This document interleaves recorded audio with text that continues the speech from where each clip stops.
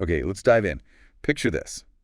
A room full of really high-level professional football managers. You know, the ones you see on the sidelines. Very Right, intense. the tactical gurus. Exactly.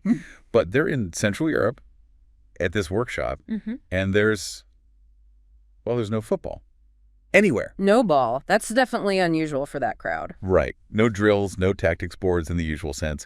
It was all about pure movement. You sent over some fascinating stuff about this pro-license workshop. Yeah. And it just sounds completely different. They basically threw out the standard playbook. They really did. And what struck me straight away from those sources was, the willingness of these coaches. These are seasoned pros. Yeah, top-level guys. And they just jumped into something so unconventional. I mean, their whole careers are built on strategy, results, formations. And here they are stripping it all back, just exploring movement. The materials you shared mentioned day one focusing on a kind of movement vocabulary. Yeah, things like moving backward, cutting, turning, weaving, mobility, that kind of thing. Exactly. Foundational stuff. And apparently that part went down really well. The coaches were quite receptive. They were. But then things took a bit of a turn, didn't they? That really set the scene for what happened next. Right. The day two consultant had to pull out last minute. Yeah, canceled unexpectedly. So imagine the host, right? Standing there with this room full of high-profile managers. Oh, wow. Pressure's on. Totally. Everyone's expecting this, like, deep session, and suddenly no plan. So pure improvisation needed. Absolutely. And it was apparently over dinner that night, kind of spontaneously, this idea emerged. A football match. Without a football. Without a football, yes. It's such a simple, almost paradoxical idea, isn't it? A match without the actual ball. It is. And the sources mentioned there was laughter at first, which, makes sense. It sounds a bit absurd. Yeah, you'd expect that. But crucially, that laughter pretty quickly turned into real enthusiasm. People were actually excited by it. Which says a lot about the group, I think, their openness. Definitely. It shows they weren't just there to tick a box. They were genuinely curious, ready to explore something different about the game they know so well. And it didn't stop there. Yeah. Kind of escalated, right? Yeah. So, okay, an imaginary match is one thing. But there was more. Oh, yeah. The host then suggested that before this match, they should split into two teams. Okay. And create these synchronized movement performances. One team doing attacking movements in unison, the other defensive ones. Seriously, like choreography for football managers. Kind of. I mean, picture these guys who usually bark orders from the touchline, now trying to move together, embody attack and defense. That's wild. The sources paint this amazing picture of them entering the arena, like walking onto a pitch, Yeah. Imaginary fans whistling, chanting, the whole deal. Wow. That element of performance, it sounds strange, but maybe it was key to fostering that creativity, breaking down those usual barriers. Seems like it. When you're doing something that playful, maybe a bit theatrical, perhaps those usual inhibitions you have in a high-pressure coaching job start to fade away a bit. Yeah, you let your guard down. The sources called it a riot of rhythm, timing, and human expression. I love that phrase. Me too. And what's really interesting is that even when they were trying to mimic something simple, like passing, each coach's individual style, their own little micro movements and timings, still came through, even in attempted unison. So that individuality couldn't be suppressed, even when they tried. Exactly. Which leads us, I guess, to the main event, the match without the ball. The slow motion match. That's the bit that really got me. Yeah. 20 minutes in slow motion. Right? Slow. When I first read that, honestly, I thought, really? Slow motion? How is that going to teach these guys anything they don't already know inside out? I get that skepticism, but the description in your materials was pretty emphatic, wasn't it? Revelatory and hilarious. Both. Which is a great combination for learning, I suppose. It is. And think about it. Slowing everything right down, it forces you to pay attention, conscious attention. To what, specifically? To all those little subtleties that just fly by in real time.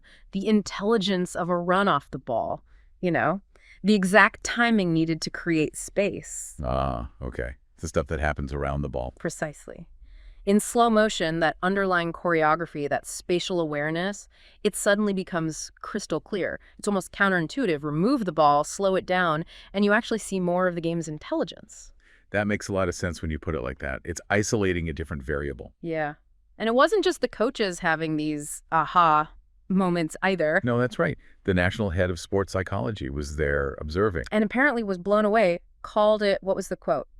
The best example of sports psychology in action they'd ever seen. It's a massive endorsement, isn't it? Coming from someone in that position. Huge. And they wanted to use the techniques themselves, so it clearly tapped into something deeper than just football tactics. There was a real psychological dimension. Definitely. What were the sort of key learnings that came out of it, according to the sources?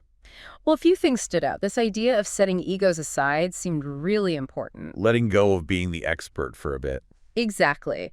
Being willing to step into something unknown, maybe feel a bit awkward even.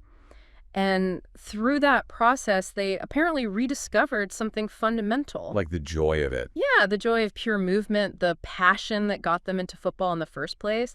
It sounds like it fostered vulnerability, and maybe that's what unlocked the creativity. Right. Less about just coaching a game, more about remembering why they play, why they coach, reconnecting. Yeah, reconnecting with being a player, almost. It's such a contrast, isn't it, to the usual world of elite sport.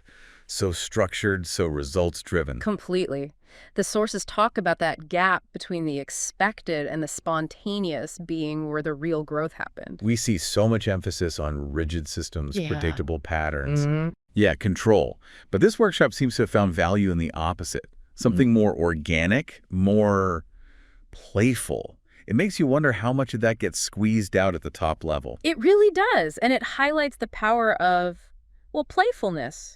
Even a bit of absurdity, maybe. The slow-motion match without a ball is certainly a bit absurd on the surface. But profound underneath. The idea that taking away the main object, the ball, actually revealed more about the game's dynamics and the player's intelligence. That's fascinating. It is. Your sources suggest that embracing that absurdity unearths something really authentic. And that feels like a lesson that goes way beyond football coaching. For leadership in general. Yeah. Innovation. Yeah. Anywhere you need fresh thinking, maybe breaking out of established patterns. And that final thought in the reflection piece you shared was so good. What if your next breakthrough begins with a question that makes the room laugh? Let it. I love that. It's such a challenge to the idea that progress only comes from being serious and conventional. Right. Maybe sometimes you need that moment of, wait, what? To actually unlock something new. Precisely. Yeah. So looking back at this deep dive, this amazing, unusual workshop, it really shows the power of creating space for risk. Yeah, and improvisation. Trusting the process. Exactly. Focusing on fundamentals in unconventional ways.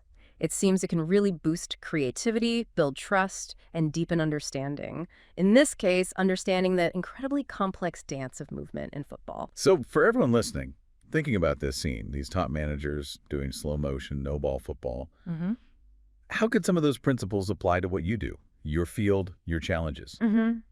Where could embracing something a bit unexpected, maybe even something that seems a little silly initially, lead you?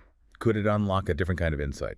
The sources you gave us also mentioned www.balanceguru.info and something called the Sambio Protocol for anyone interested in digging deeper into this movement and creativity side of things in sport. Yeah, good resources for further exploration. And maybe the biggest takeaway is just being willing to entertain those slightly out there ideas, the ones that make you pause or even chuckle. Don't dismiss the laugh. Exactly. What assumptions or norms are you holding on to that maybe, just maybe, could be questioned? It might just reveal something truly enlightening. A fantastic thought to end on.